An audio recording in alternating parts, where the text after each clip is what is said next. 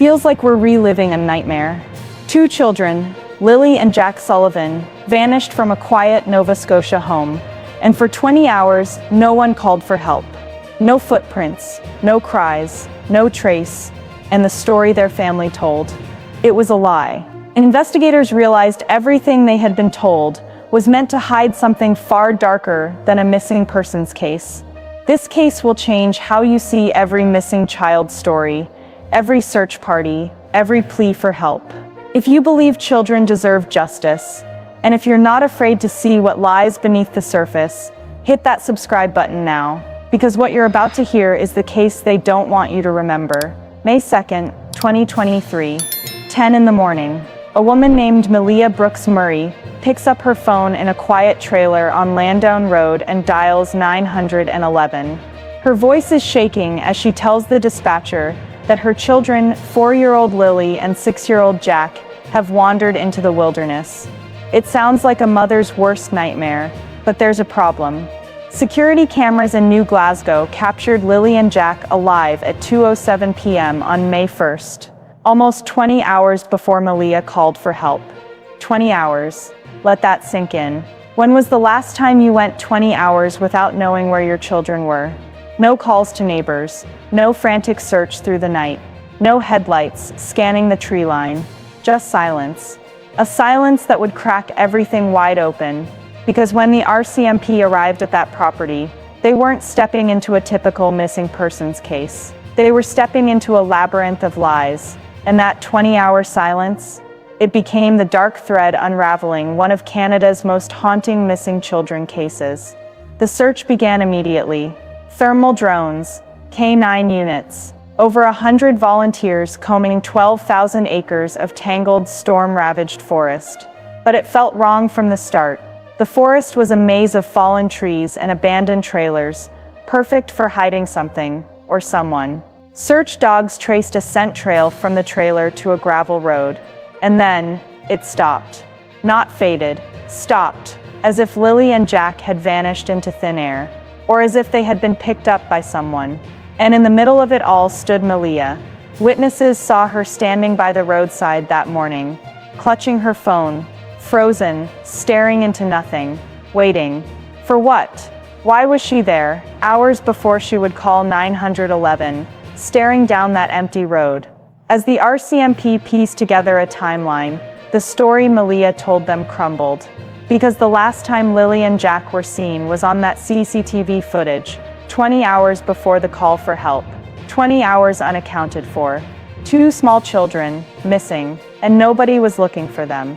Think about it. You're a parent. Your 4-year-old and 6-year-old don't come home for dinner. You don't call. They don't come home before bedtime. You don't search. You don't call neighbors. You don't call the police. You go to sleep. You wake up. You eat breakfast. Only then, after 20 silent, empty hours, you finally call for help. Does that make sense to you? Because to the investigators, it didn't. They realized this wasn't just a search and rescue mission. It was something darker. Behind closed doors, RCMP officers were asking questions no one wanted to answer. Why were there no signs of the children in the forest? Why did the dogs lose the scent on that gravel road? Why weren't cadaver dogs brought in immediately if they truly believed the children had wandered off and died in the woods? Because the truth was becoming impossible to ignore. Maybe Lily and Jack hadn't wandered off at all. Maybe they had been taken. And maybe someone knew exactly where they were. But if Lily and Jack were taken, by who? And why? Was it a stranger lurking in the forest? Or was it someone they knew, someone they trusted? Someone who used that trust to make them vanish without a sound. Search teams spent thousands of hours combing the forest. Thermal drones flew overhead. K9 units swept every trail. Volunteers walked mile after mile, calling out their names. But nothing. No clothes, no toys, no signs of panic or struggle. It was as if Lily and Jack had been carefully removed. And then came the chilling realization. They weren't searching for missing children anymore. They were searching for ghosts. The RCMP remained tight-lipped, releasing only careful clinical statements to the press. But behind the scenes, investigators were watching the family closely. Every move, every word, every hesitation, because the story of two small children wandering off into the woods didn't add up. And the more they pressed, the more they realized this family was hiding secrets. Secrets that might explain why two innocent children disappeared. Secrets that could reveal who made them vanish. But if it was a rescue, why didn't anyone come forward? Why didn't Malia speak? Why didn't the people who claimed to care for these children fight to clear their names? Because here's where this story fractures into something even darker. Investigators discovered that in the weeks before May 2nd, Malia was confiding in a small circle, friends, relatives, young women from her community, about her fear of Daniel, that she felt trapped, that she didn't know how to leave without losing her children. And there were those who listened, who believed her, who may have decided to act. A cousin would later say, she didn't plan this alone. Somebody helped her, and when it went sideways, they didn't know how to undo it. Were Lily and Jack hidden by people who believed they were protecting them? Was there a secret plan to get them out of Nova Scotia? Was the silence a shield, built by people convinced they were saving these children from something worse? Because the last known sighting, security footage at 2:07 p.m. on May 1st, showed a family that looked normal. Malia, Daniel, Lily, Jack, together, but within 20 hours that illusion shattered, and two children were gone. No calls to friends, no desperate Facebook posts, no frantic drive through the community, calling their names, just silence. And in that silence the seeds of theories grew. Were Lily and Jack hidden away by people who thought they were heroes? Or did they vanish into the hands of those who used the cover of a rescue to commit an unthinkable crime? Because when people disappear under the guise of protection, sometimes they are never found. But what if it wasn't about rescue at all? What if Malia's silence wasn't fear of Daniel, but fear of something bigger? A threat that didn't come from inside her home, but from outside, with the power to make people disappear without a trace. In the days after Lily and Jack vanished, whispers started about the RCMP's unusual silence. Why were there no public pleas for information? Why did officers avoid calling it an abduction or a runaway case? Why did they tell neighbors and family to stop searching certain areas? And why, behind closed doors, did officials mention the words witness protection? Because here's what we know. 2 weeks before May 2nd, social services visited the Landown Road house. Concerns had been raised about the children's safety, about Daniel's behavior, about Malia's state of mind. But instead of removing the children immediately, authorities watched. They gathered information, they gathered evidence, and some believed they made a deal, that Malia was given a choice: help them expose something bigger, or risk losing her children forever. And if you think that sounds impossible, ask yourself why the only two people who know what happened that morning, Malia and Daniel, both tell stories that circle around each other, but never touch the truth. Ask why Malia was taken into protective custody for 6 months and released under a sealed identity. Ask why a tactical team stormed an abandoned farmhouse 17 times with ground-penetrating radar, cadaver dogs, and excavation teams, but never found Lily and Jack.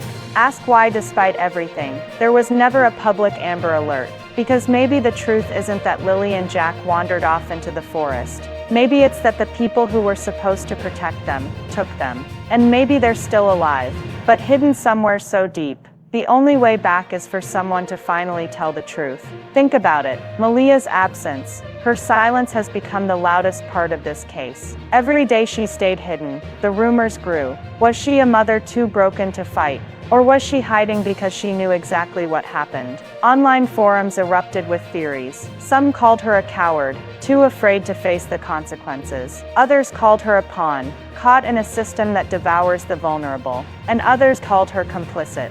But here's what's undeniable: her disappearance deepened the mystery. Every moment without answers allowed shadows to grow. Because in that silence, every glance, every whisper in the community became suspicious. Neighbors wondered if the children had ever left the property at all. Family members turned on each other, accusing one another of betrayal, of hiding evidence, of protecting Malia when she should have been questioned harder. And the forest outside Landown Road became more than just a search zone. It became a graveyard for every unspoken fear.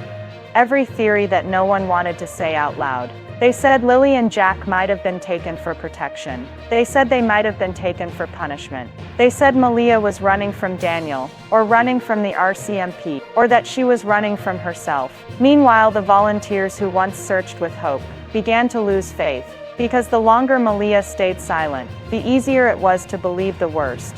That Lily and Jack were never meant to be found, and that the silence around their disappearance wasn't an accident, it was part of the plan. Let's pause and recap the theories. 5 possible truths hidden in the shadows of Lily and Jack's disappearance. First, that they simply wandered off, lost in the chaos of a storm-damaged forest. Second, that Malia suffered a psychological collapse, refusing to accept reality until it was too late.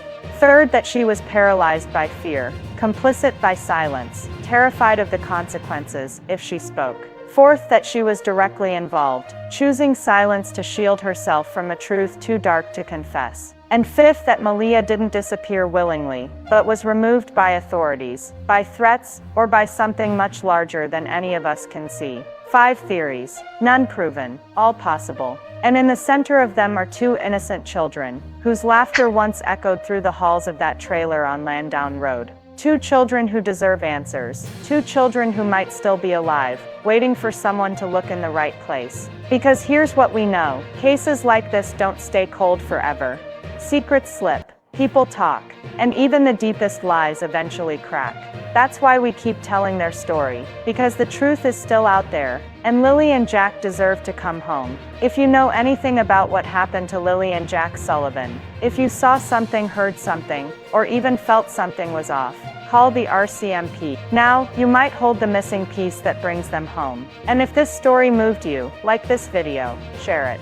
And comment below where you're watching from to show that Lily and Jack's story is not forgotten. Every share, every like, every comment keeps their faces in the light, and their names alive. Subscribe and turn on notifications if you believe children deserve protection and truth, no matter how dark the road to get it. Because here we are building a community that loves justice, a community that will not let Lily and Jack's light fade. Together, we will find the truth. Together, we will bring them home.